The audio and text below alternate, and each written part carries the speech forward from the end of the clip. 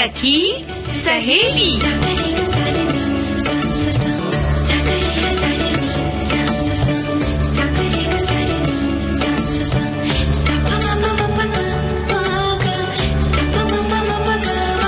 सखी सहेली।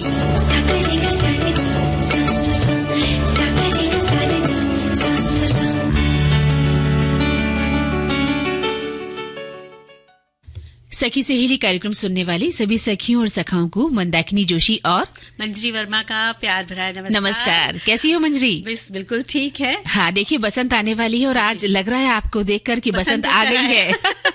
जी बिल्कुल, मैंने सोचा कि अब बसंत को तो सखी सहेली प्रोग्राम पड़ेगा नहीं, तो क्यों ना आज हम बसंती होकर। हाँ, जब तो मैंने कहा आज लग रहा है कि बसंत कुछ पहले आ गया है।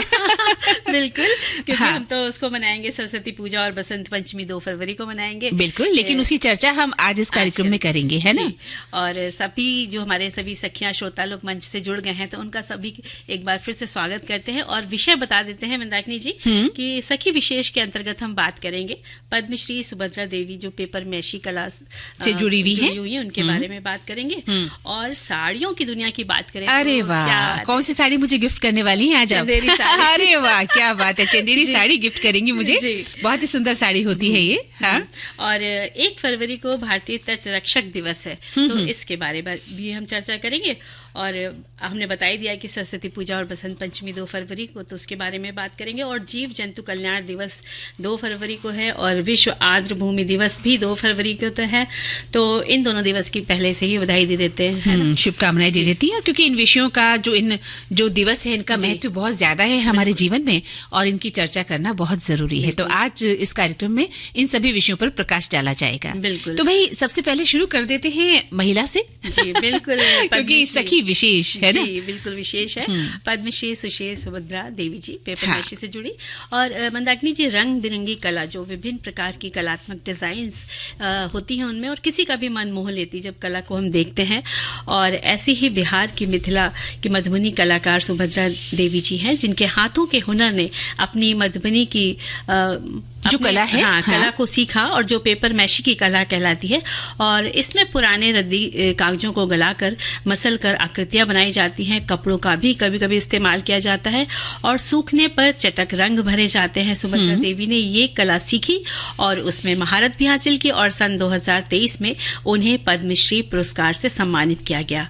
और मधुबनी जिले के सलेमपुर गाँव की आप रहने वाली हैं और बचपन से इस कला के प्रति रुचि बढ़ती गई और सफलता उन्हें मिल गई। बिल्कुल सफलता उन्हें मिलेगी, क्योंकि हम जो पुराने रद्दी कागज होते हैं उन्हें कभी गलाकर या मसल कर आकृतियां बनाते ही नहीं है। हम तो उन्हें फेंक देते हैं रद्दी की टोकरी में, है ना, या फिर रद्दी वाले के भाव बेच देते हैं। तो ये अंतर तो मिलेगा ही ना, तभी तो किसी को पद्मश्री पुरस्कार दिया जाता है ना मंजरी?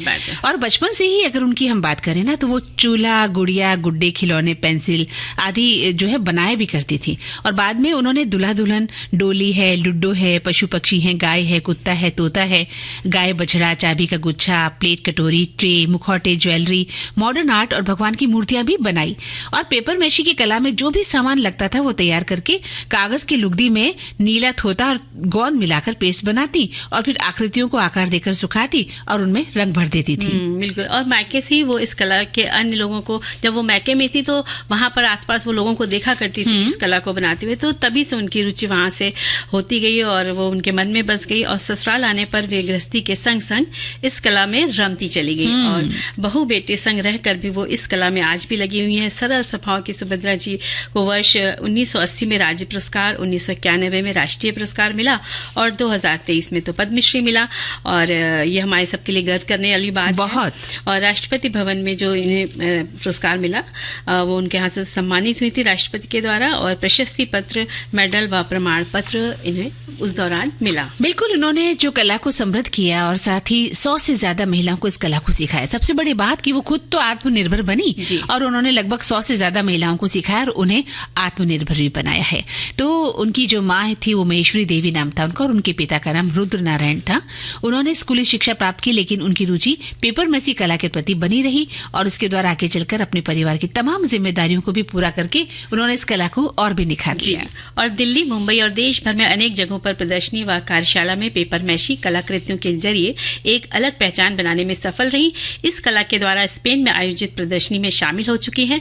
सुभद्रा देवी दस्तकार, दस्तकारी, मद्रास क्राफ्ट जैसी कई संस्थाओं से भी जुड़ी हुई हैं। बिल्कुल, और आज भी इतनी उम्र में वे पेंसिल से डिजाइन पेपर पर बनाती हैं, और गुड़िया है, हाथी है, बहुत सारी आकृतियां हैं बनाती रहती हैं। और जो है मैदा की दाल है, निकालती हैं, सुखाती हैं, कूटती हैं। दर्द मैदा करके एक पेड़ होता है, उसकी छाल निकालती हैं। दर्द मैदा होता है ये, उस पेड़ की छाल को निकालती हैं, फिर उसको सुखाती हैं, कूटती हैं, पीसती हैं, छानती हैं और पाउडर बनाती हैं। बिल्कुल, और उसमें बाद में उसे मेथी से भी उसमें बनाने लगी थी। और फिर पेपर, गोंद और चिपकाने वाला जो पदार्थ होता है वो मिलाकर पेपर मैशी की कला को, वो आकृतियों को बनाया करती थी। और वे 1970 से लेकर अब तक अपना कला में, अब तक वो इस समय तक कहना चाहिए कला में सक्रिय हैं।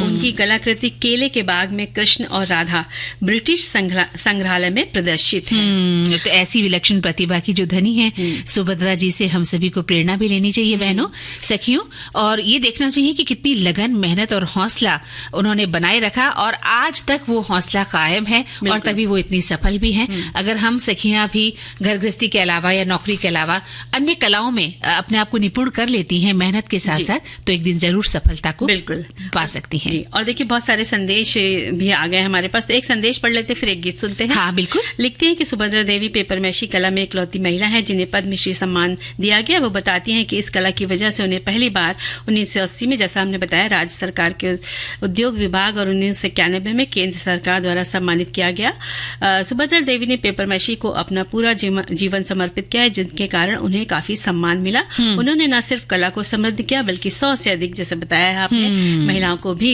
रोजगार दिया, आत्मनिर्भर बनाया। सबसे बड़ी बात है कि हाँ, किसी को आत्मनिर्भर बनाना इस युग में बहुत बड़ी बात है, बहुत जरूरी है, बहुत बड़ी बात है। तो ऐसी कला हम भी सीख सकते हैं। पेपरमेसी के अलावा बहुत सी कलाएं हैं जो हमारे आसपास बिखरी पड़ी हैं मंजरी, लेकिन हम ध्यान नहीं रखते, क्योंकि है ना, हम रोज देखते हैं कि कोई कारपेंटर है वो क्या कर रहा है, या लुहार क्या कर रहा है, या बढ़ई क्या बना रहा है, लेकिन हम उसे सीखने का प्रयास नहीं करते। हमारे भीतर वो आग, वो जज्बा होता नहीं है कि हम किसी कला में निपुण हो जाए, और जिनमें होता है वो इसी तरह का नाम करती है। बिल्कुल, और हमने एक बार बनाया भी है मंदाकिनी। अच्छा, तो आप भी उन महिला में शामिल हैं यानी कि? हाँ, मैंने पेपरमेशी से अच्छा मुखौटा बनाया था, तो अपने भतीजे को दिखाया करती थी। अरे वाह, कहानी सुनाया करती थी। तो शौक है मुझे भी। बिल्कुल, तो आपने अपने मन की बात कह दी, और मुझे लगता है कि मुझे भी आपसे सीखना पड़ेगा कि पेपरमेसी का ये गुण कैसे कैसे हम बना सकते हैं। बिल्कुल, और सीखना भी चाहिए। तो एक गीत सुन ले। हाँ।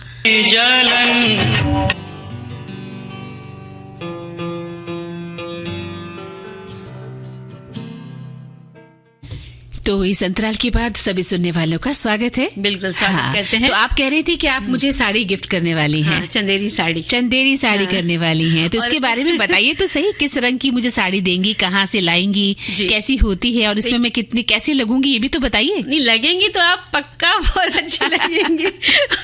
देखिए, हमें कुछ बताने की जरूरत नहीं, हमारे जो साथी लोग हैं उन्होंने चंदेरी के बारे में बहुत सारी बातें लिखी, तो हम क्यों ना उनसे ही बात शुरू करते हैं। उनके संदेश, उनके खत हमें मिल चुके हैं। तो एक लिखते हैं कि चंदेरी साड़ी मध्य प्रदेश के चंदेरी शहर में बनने वाली एक पारंपरिक साड़ी है। ये साड़ी रेशम और जरी के धागों से बनी होती है। चंदेरी साड़ी को साड़ियों की रानी कहा जाता है। चंदेरी साड़ी की खासियतें इन्होंने लिखी हैं कि चंदेरी साड़ी को बनाने के लिए रेशम, चंदेरी कॉटन और सिल्क कॉटन का इस्तेमाल किया जाता है। चंदेरी साड़ी में सोने और चांदी के ब्रोकेट या जरी, बढ़िया रेशम और शानदार कढ़ाई होती है। चंदेरी साड़ी में पारंपरिक सिक्का, पुष्पकला, मोर और आधुनिक ज्यामितीय डिजाइन होते हैं, और चंदेरी साड़ी की किनारी बारीक जरी की होती है। चंदेरी साड़ी की जरी आगरा और सूरत से मंगाई जाती। क्या बात है। और चंदेरी साड़ी के बारे में कुछ बातें और इन्होंने लिखी है कि चंदेरी साड़ी को बनाने के लिए पहले मलमल का इस्तेमाल किया जाता था। चंदेरी साड़ी को बनाने के लिए पारंपरिक हथकरघा प्रक्रिया का इस्तेमाल किया जाता है। चंदेरी साड़ी की मांग दिन प्रतिदिन बढ़ती जा रही है, और एक मांग तो हमें ऑलरेडी यहाँ मिल चुकी है। बिल्कुल। तो चंदेरी साड़ी की मांग न बढ़े कैसे हो सकता है मंजरी? हाँ, आप चंदेरी साड़ी का जिक्र कर रही हैं और उसे हम न मांगे, ऐसा हो नहीं सकता। हमारे एक श्रोता लिख रहे हैं कि चंदेरी फैब्रिक पारंपरिक कॉटन यार्क में सिल्क और गोल्डन जरी में बुनाई द्वारा निर्मित किया जाता है, जिसके परिणाम स्वरूप झिलमिलाता बनावट का निर्माण होता है। और ये फैब्रिक चंदेरी से निर्मित है। धोने के लिए हल्के डिटर्जेंट का प्रयोग करें और ठंडे पानी से इसको धो लेना चाहिए। वही ये कह रहे हैं कि साड़ियों की रानी कहलाने वाली चंदेरी साड़ी में रेशम का ताना बुना जाता है, और वही पाने में कपास के बने धागों का इस्तेमाल किया जाता है। जब आप चंदेरी को देखेंगे या फिर छुएंगे तो ये काफी लाइट वेट महसूस होती है। वहीं बनारसी साड़ियों में की गई बुनाई की वजह से इसका फैब्रिक थोड़ा भारी और रेशमी होता है। बिल्कुल। और आगे लिखते हैं संदेश में कि बुनाई शुरू करने के लिए सबसे पहले साड़ी की बूटी, बॉर्डर और किनारी के अनुपात में अलग अलग रंगों के धागे करगे पर चढ़ा दिए जाते हैं और इसके बाद धागा हथकरघा ताना बाना में फिट करके साड़ी की बुनाई की जाती है। बुनाई के साथ ही छोटी बड़ी बूटी, ऑर्डर व डिजाइन बनाई जाती है। अंत में खूबसूरत पल्लू की बुनाई की जाती है। वाकई में मंदाकिनी जी, साड़ी जब भी हम खरीदने जाते हैं ना तो हम सब बहनें पल्लू की तरफ बहुत ध्यान देते हैं। बिल्कुल, क्योंकि पल्लू से सुंदरता बनती है ना।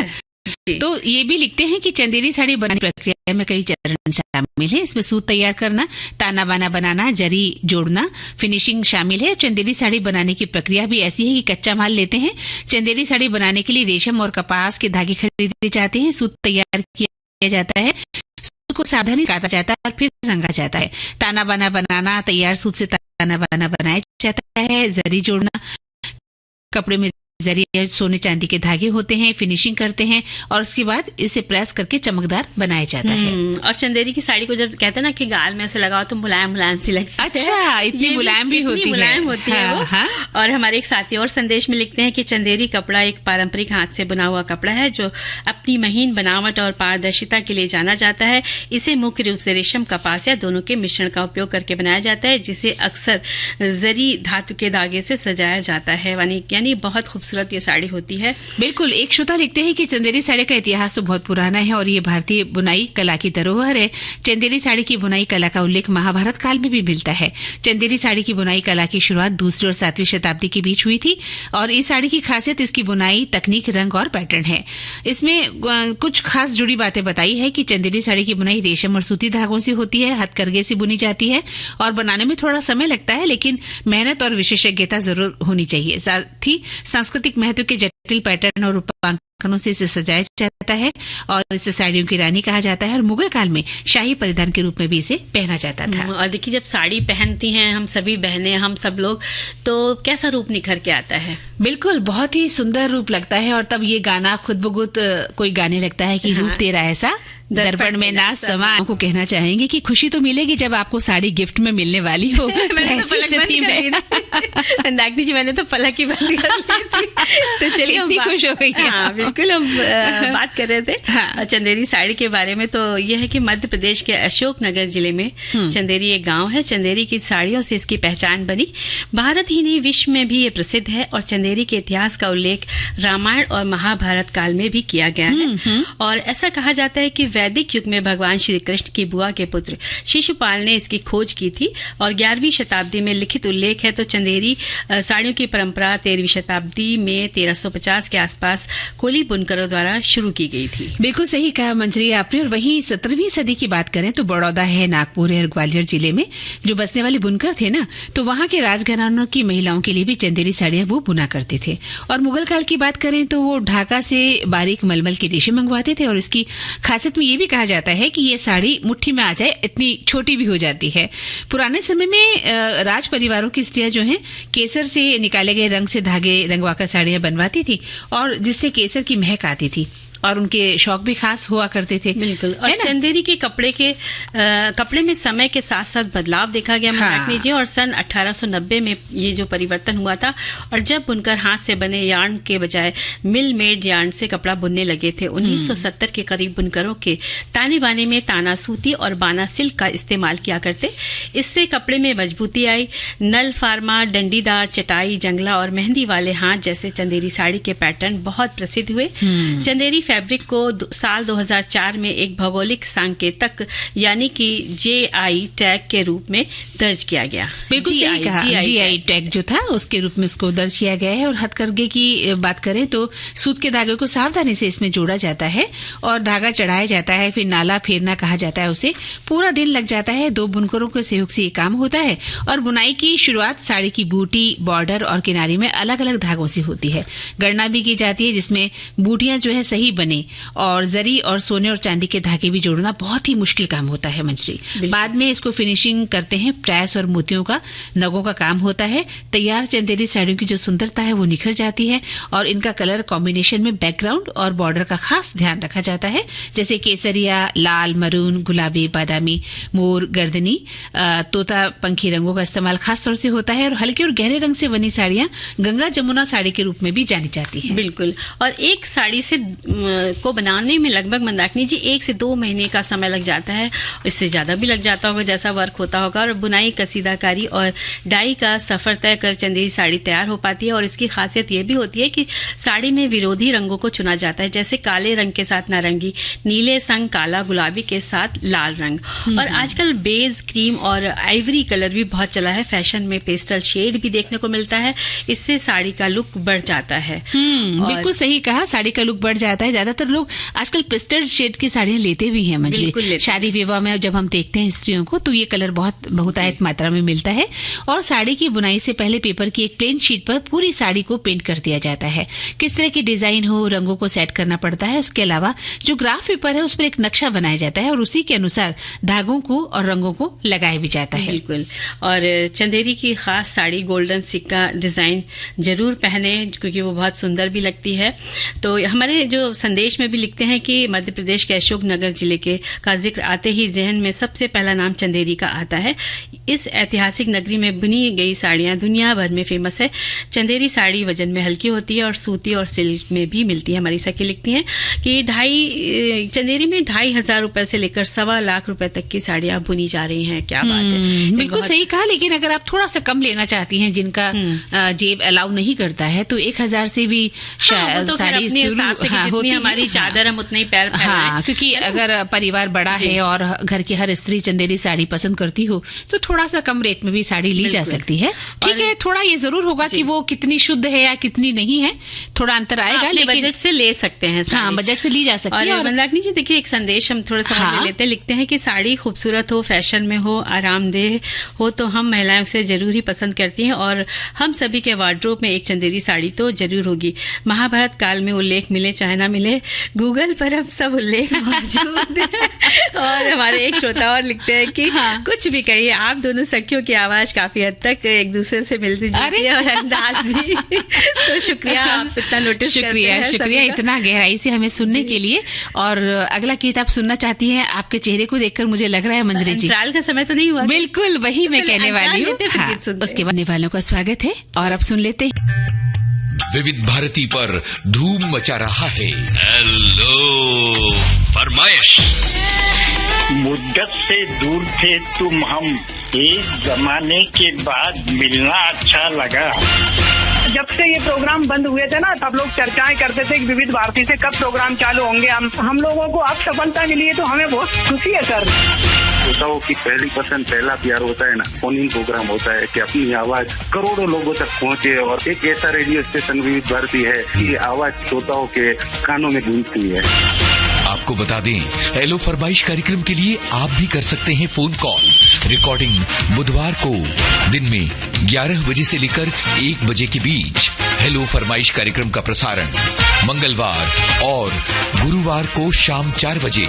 पुनः प्रसारण बुधवार और शुक्रवार को दिन में 10 बजे। विविध भारती पर हेलो फरमाइश।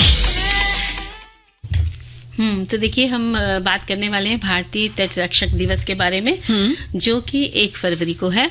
और चाहे देश की सीमा हो या समुद्री तटों की सीमा हो, इनकी सुरक्षा की जिम्मेदारी इनसे जुड़े विभागों की होती है।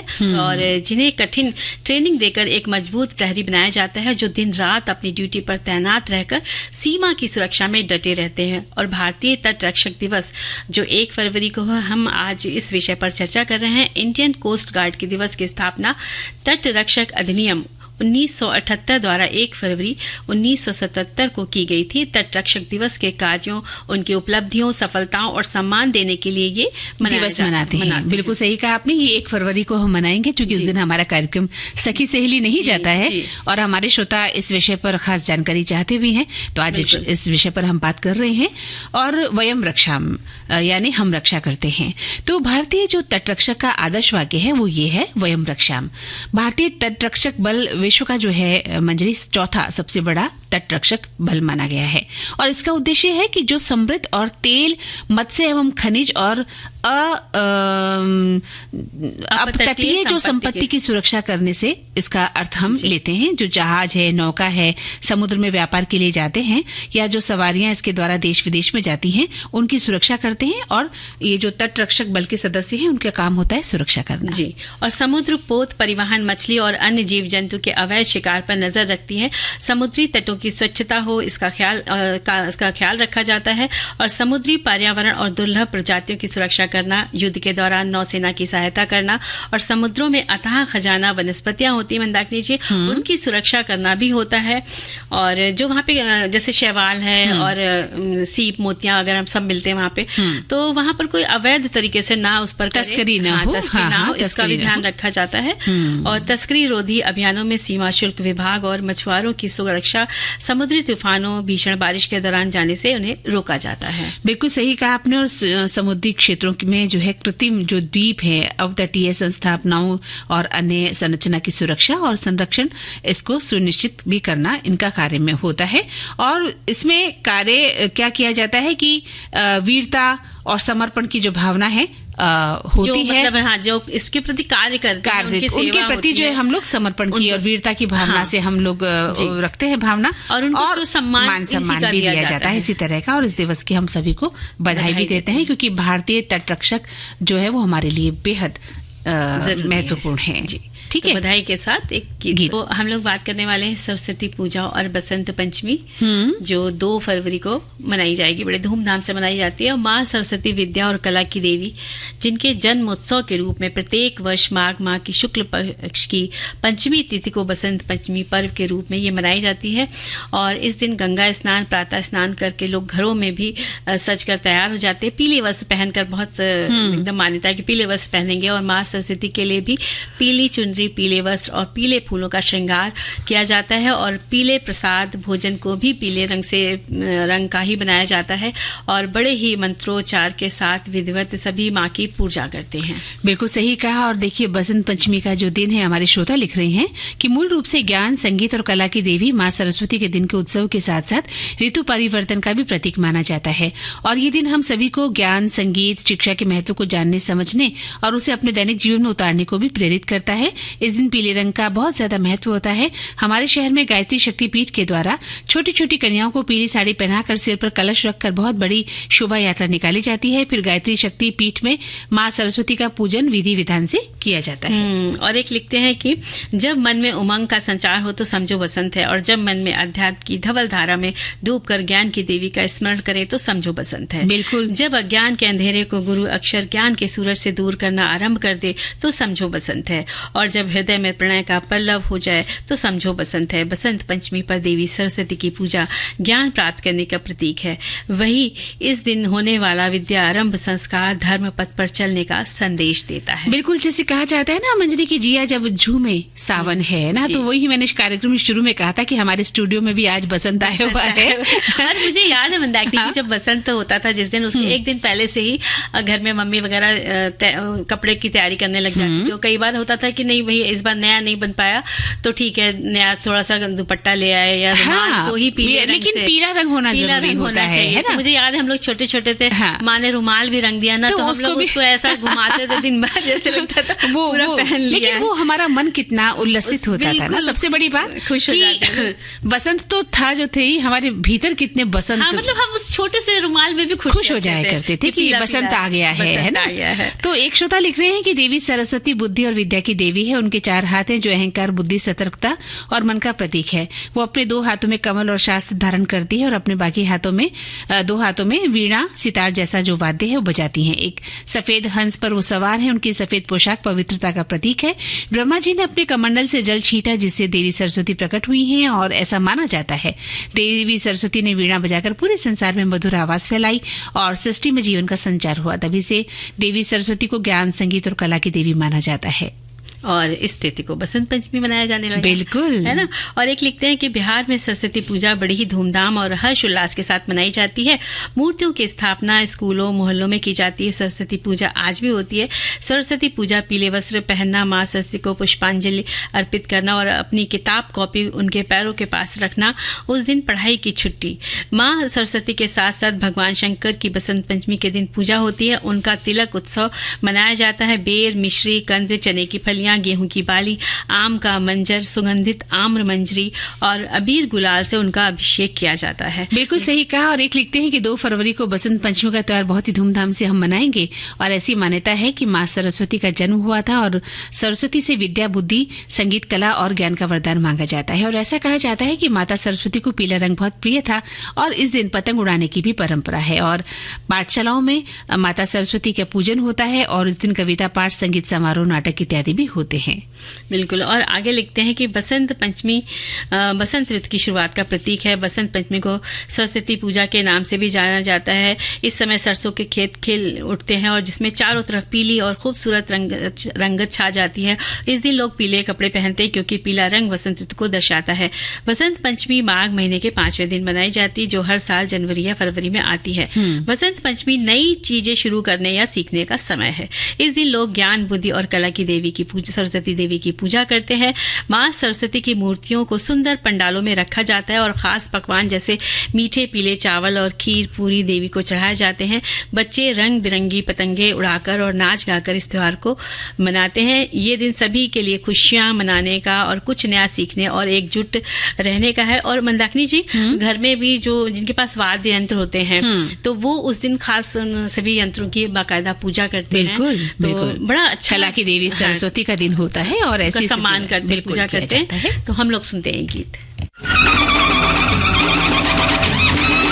देखिए, जीव जंतु कल्याण दिवस भी है, तो पशु पक्षियों के लिए वसंत का मौसम बड़ा खास होता है। इसलिए भारतीय जीव जंतु कल्याण बोर्ड ने हर साल बसंत पंचमी के दिन जीव जंतु कल्याण दिवस मनाने की योजना बनाई और तब से हम इसे मनाते आ रहे हैं। इनकी भावनाओं को समझना, यानी पशु जीव जंतु जो है उनकी भावनाओं को समझना, इनकी देखभाल सुरक्षा करना हम सबकी नैतिक जिम्मेदारी है। खान पान व्यवस्था, उपचार, इनकी प्रजातियों को बढ़ाना, जहां ये रहते हैं इनकी साफ सफाई का प्रबंध करना और इन मूक प्राणियों के प्रति सहिष्णुता, दया, करुणा हमारी भारतीय संस्कृति का मूल है। इसीलिए पशु कल्याण के लिए एकजुट रहें और असहाय पशु जीवों का ख्याल रखें और जो घरों में भी पालते हैं उनका भी ख्याल रखना चाहिए। बिल्कुल सही कहा आपने कि हमारे जो जीव जंतु हैं, कीट पतंगे हैं, प्राणी मात्र की रक्षा करना हम सभी का परम कर्तव्य होता है। और ये पखवाड़े या कल्याण दिवस इसलिए मनाए जाते हैं मंजरी, ताकि हम बार बार अपने आप से रिन्यू होते रहें, अपने आप को खंगालते रहें कि कहाँ हम गलत हैं, कहाँ हम अपने आप को निष्ठुर, भूल तो नहीं हो रही है। तो इस तरह से हमें हर दिन ये ख्याल रखना चाहिए। इसके अलावा एक बहुत महत्वपूर्ण दिवस जो है हम 2 फरवरी को मनाएंगे, विश्व आर्द्र भूमि दिवस है ना, जिसके प्रति लगभग हम जो है अनजान रहते हैं, उसके बारे में सोचते भी नहीं है। ये हर साल 2 फरवरी को मनाया जाता है और पर्यावरण से जुड़ी सभी की सुरक्षा है, उनके संरक्षण देखभाल के लिए लोगों में जागरूकता बनी रहे कि कैसे वो इसमें अपना सहयोग दे सकते हैं। विश्व आर्द्र भूमि दिवस पर और 1971 में इसकी शुरुआत हुई थी। इस बात का ख्याल हम सभी को है। तो पृथ्वी और भूमि और जल, इन सभी का हमें ध्यान रखना चाहिए क्योंकि इन सभी के साथ जो है जीव जंतु प्रकृति फलती फूलती है और धरती पर हमारा ही नहीं, इन सभी का अधिकार है, इनका भी घर है।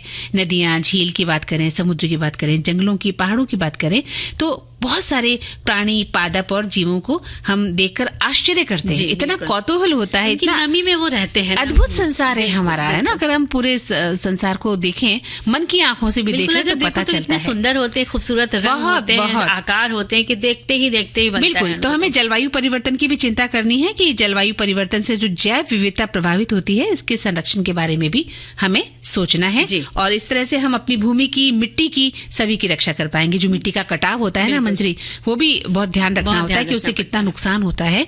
तो मिट्टी को मिट्टी मत समझे कि अरे छी, ये तो मिट्टी है, ये तो धूल है ना। मिट्टी से ही हम सब बने, हमारा शरीर बना। बहुत ज्यादा अगर हम दर्शन में जाएं तो मिट्टी में ही चले जाएंगे कहते हैं, लेकिन हमारे दैनिक जीवन में मिट्टी का कितना महत्व है, इसका हमें ज्ञान होना बहुत जरूरी है और उसकी रक्षा, उसका सम्मान करना हमारा परम कर्तव्य है।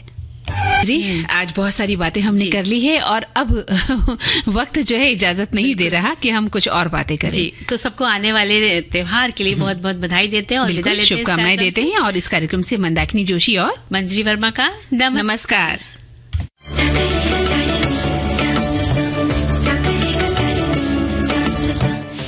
इस कार्यक्रम की प्रस्तुत करता है अनुश्री पाठक। सखी सहेली।